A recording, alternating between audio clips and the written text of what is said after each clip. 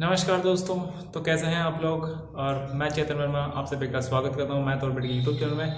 आज का हमारा टॉपिक है द्विघात समीकरण। दोस्तों हम यहाँ पे द्विघात समीकरण के डेफिनेशन के बारे में पढ़ेंगे और हम यहाँ पे उसके सॉल्यूशंस के जो मेथड होते हैं उनके बारे में चर्चा करेंगे। तो सबसे पहले मैं आपको द्विघात समीकरण के बता दूं कि द्विघात समीकरण होती क्या है और उसके सॉल्यूशंस के मेथड के बारे में डिटेल में चर्चा करेंगे। चलिए शुरू करते हैं। सबसे पहले द्विघात समीकरण होती क्या है। द्विघात समीकरण की जो मेरी स्टैंडर्ड फॉर्म होती है वो ये होती है ax² plus b x plus c बराबर 0। ये मेरी द्विघात समीकरण की स्टैंडर्ड फॉर्म होती है। और यहाँ पे जो मेरा ए है उसका मान 0 नहीं होना चाहिए, क्योंकि अगर ए का मान 0 हो जाएगा तो ये मेरी एक लीनियर इक्वेशन बन जाएगी। हमें लीनियर इक्वेशन की स्टडी नहीं करनी है, हमें यहाँ पे क्वाड्रेटिक इक्वेशन यानी द्विघात समीकरण की स्टडी करनी है। इसलिए ये मेरी यहाँ पे ए नॉट इक्वल टू 0 आएगा। और यहाँ पे जो ए है वो ए मेरा क्या है दोस्तों, x² का गुणांक कोफिशिएंट ऑफ x²। बी यहाँ पे क्या है वो है मेरा x का गुणांक और सी है मेरा यहाँ पे जो मेरा कांस्टेंट टर्म या अचर पद मैं इसको बोल सकता हूँ। तो ये मेरे हो गई द्विघात समीकरण स्टैंडर्ड फॉर्म, ये मेरा हो गया इसका फॉर्म और ये हो गया मेरा इसके कोफिशिएंट्स। x² कोफिशिएंट ए, x का कोफिशिएंट है बी और सी मेरा क्या है अचर पद। और ये मेरे हैं उसके जो मेथड्स है सॉल्यूशन के द्विघात समीकरण के कौन कौन से है। पहला है मेरा गुणनखंड विधि, दूसरा है मेरा पूर्णवर्ग बनाने की विधि और तीसरा है मेरा श्रीधराचार्य विधि। हम यहाँ पे इस वीडियो में गुणनखंड विधि के बारे में चर्चा करेंगे। तो चलिए शुरू करते हैं गुणनखंड विधि के बारे में। चलिए दोस्तों ये मेरी एक एग्जांपल है 9x² - 3x - 2 = 0। ये मेरी द्विघात समीकरण है, इसको मुझे गुणनखंड विधि से हल करना है। तो हम इसे कैसे करेंगे, हम इसे ऐसे करेंगे कि x² का गुणांक क्या है मेरे पास a, x² के गुणांक को मैं c से मल्टीप्लाई करूंगा। पहला काम ये मेरा कि x² के गुणांक को मैंने c से मल्टीप्लाई किया, कितना आया मेरे पास -18 आ गया मेरे पास 18 आया।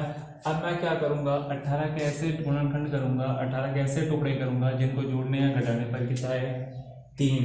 18 के अगर मैं टुकड़े करता हूँ तो ऐसे हो जाते हैं, ये हो जाएगा मेरा 18 एकम 18, फिर हो जाएगा 9 दूनी 18, 6 18 और बस इतना ही होता है।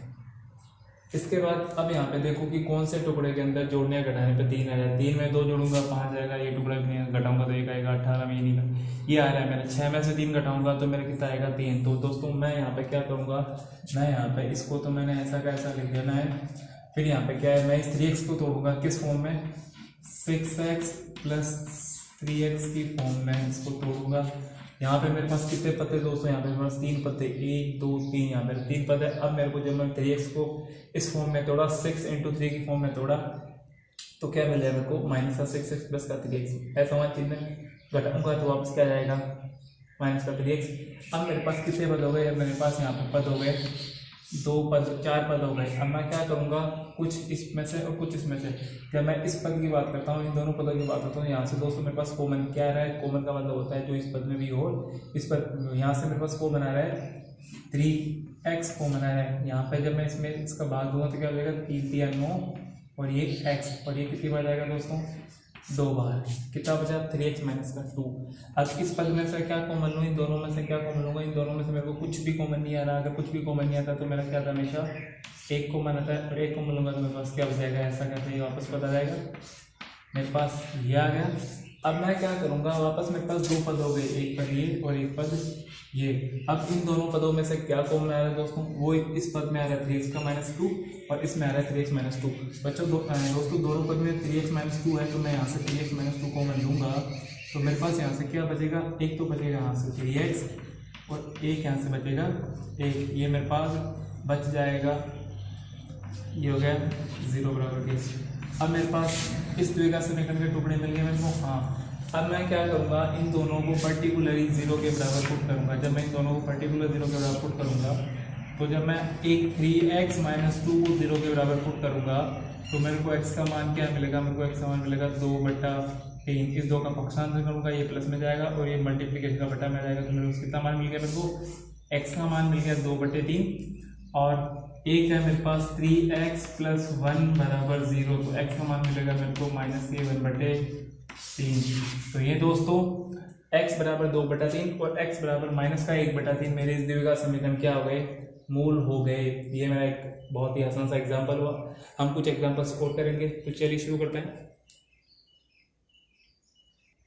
चलिए दोस्तों, अगला एग्जाम्पल है मेरा x² - 3x - 10 = 0। इसे भी मुझे द्विघात समीकरण, इस द्विघात समीकरण को मुझे गुणनखंड विधि से ही हल करना है। तो सबसे पहले मैं क्या करूंगा, वही x² का गुणांक कितना है मेरा यहाँ पे 1 है, तो इस 10 को मल्टीप्लाई करूंगा 1 से, कितना हो जाएगा मेरे पास, यहाँ पे लिख लो साइड में, कितना हो जाएगा 10। अब मैं क्या करूंगा, 10 के गुणनखंड करूंगा। जब मैं 10 के गुणनखंड करूंगा तो कितना मिलेगा मेरे को, 5 × 2 और 10 × 1, ये 2 टुकड़े मिलेंगे। अब मैं क्या करूंगा, इन दोनों टुकड़ों को जोड़ूंगा और घटाऊंगा। देखिए क्या मेरे पास 3 आ रहा है क्या, हाँ 5 में से 2 जोड़ेंगे तो 7 आएंगे, लेकिन 5 में से 2 घटाऊंगा तो कितना आएगा मेरे पास, 3 आ रहा है। सिंपल सा मैं ये टुकड़ा लूंगा और इस टुकड़े का यूज कैसे करूंगा वो देखिए। यहाँ पे मैंने x² का x² लिख देना है और मैं क्या करूंगा, यहाँ पे 5 और 2 को ऐसे लिखूंगा, 5x प्लस का 2x, दोनों ऐसा मान चिन्ह है।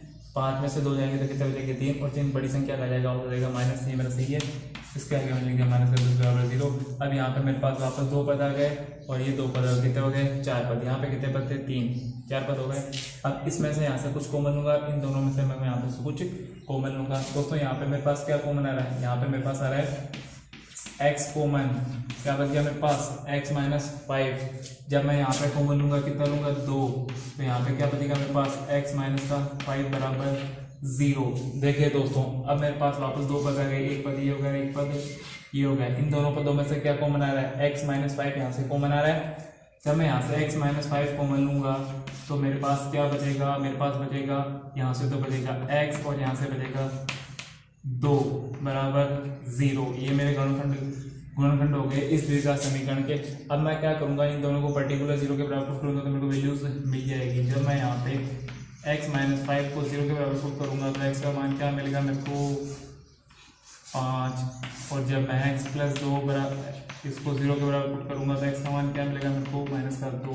तो दोस्तों ये मेरे इस गुणनखंड विधि से एग्जाम्पल सोल्व होता है। और ये जो मेरे 5, -2 है, ये मेरे इस द्विघात समीकरण के 2 मूल है। तो ये मेरा एग्जाम्पल हुआ। अब हम एक एग्जाम्पल और करते हैं।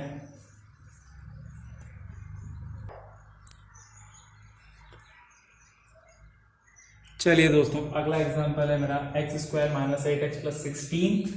मैं क्या करूंगा, यहाँ पे इसके टुकड़े करने हैं मेरे को। x² का गुणांक मेरे पास ऑलरेडी बना, तो यहाँ पे 16 आ जाएगा। 16 के टुकड़े गुणा तो कितना आएगा, 4 × 4, 4 × 16, 4 × 4 को जोड़ूंगा तो कितना मिल जाएगा मेरे को, सिंपल सा 8। मैं यहाँ पे क्या करूँगा, इस 8 को ऐसे लिखूंगा, 4x - 4x, समान चिन्ह है, 4 4 8 और माइनस के 8 आ जाएंगे और ये मेरा 16 बच गया। यहाँ से क्या बच गया मेरे पास, ये भी मेरे पास 2 पद ये हो गए, 2 पद ये हो गए। इन दोनों में से क्या कॉमन आ रहा है, इन दोनों में से कॉमन आ रहा है x। तो मैं यहाँ पे x कॉमन लूंगा तो मेरे पास क्या बचेगा, यहाँ पे x - 4। और दोस्तों जब मैं इसमें से कॉमन लूंगा तो मेरे पास -4 लूंगा तो यहाँ पे मेरे पास क्या बच जाएगा, x - 4। एक चीज़ याद रखना दोस्तों, जब यहाँ पे आप चारों पदों में से कुछ कॉमन ले रहे हो तो यहाँ पर जो ब्रैकेट में संख्या आएगी वो दोनों पदों के अंदर सेम होनी चाहिए। अगर सेम नहीं होती है तो वो मेरे टुकड़े गलत होंगे। ये कितना हो जाएगा, बराबर 0। अब यहाँ से क्या कॉमन आ रहा है, यहाँ से कॉमन आ रहा है x - 4। यहाँ दोनों में से क्या कॉमन आ रहा है, x - 4 को बचेगा क्या मेरे पास, x - 4। तो x की क्या वैल्यूज हो गई, आपके पास x की वैल्यूज हो गई 4, ये मेरे पास x के मान हो गए। और एक तरीके से ये x - 4 का होल स्क्वायर भी हो गया। तो चलिए दोस्तों, ये हो गया एग्जाम्पल्स। उम्मीद है दोस्तों आपको वीडियो पसंद आया होगा। अगर आप लाइक और कमेंट करना ना भूलें। अगर आप चैनल पे फर्स्ट टाइम आए हैं तो चैनल को सब्सक्राइब जरूर करें और बेल आइकन को भी दबाएं ताकि आपको लेटेस्ट नोटिफिकेशन की अपडेट मिलती रहेगी। धन्यवाद, बाय बाय।